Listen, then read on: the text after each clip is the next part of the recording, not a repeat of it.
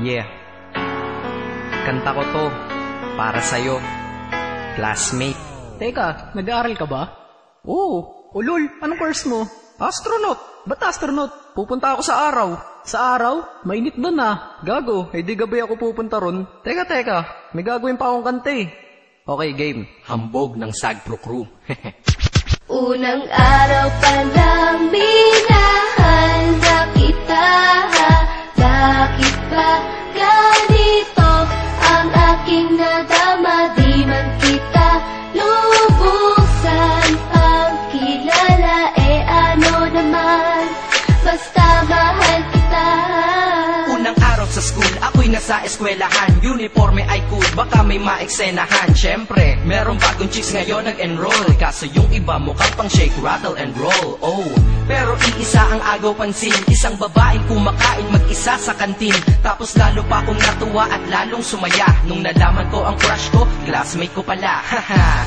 Ngayon nga madiskartehan, wala akong pake kung magtaray o mag-enarteyan. Basta gusto ko lang sabihin salitang nakakasado. Sa exam ng puso ko, alam mo ba ikay pasado? Pero teka lang, pangalan mo di ko pa alam. Hoy mister, wag kang maingay. Tumahimik ka ma'am.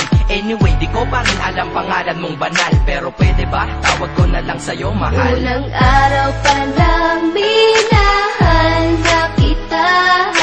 Bakit ba ganito ang aking nadama? Di man kita lubusan ang kilala.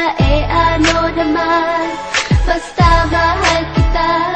Second subject, andun kami sa may lab. Hindi ako nakikinig, titig ako kay may love. Oo, love na nga kita, L-O-V-E. Di ko dama ang pagod ko kahit na mag-PE. Pag topic ay PC, ito'y hindi easy. Kaya ikay busy, pero ako'y sisi. Ngit pa rin sa oras mo kahit ikaw ay mainis. Kasi ikaw bumubusog sa puso ko kapag recess. Kung eskwelahan ng puso ko, ikaw ang principal. Dahil sinusunod lamang nito kanyang minamahal. Daig ko pa ang first honor kapag nakita kita. Ikaw solution sa problem sa matematika ng buhay ko. Kasi ikaw plus ako equals for better. Multiply by tiwala at love equals forever. At wala nang pwedeng mag-divide sa ating dalawa. Kasi sa aklat ng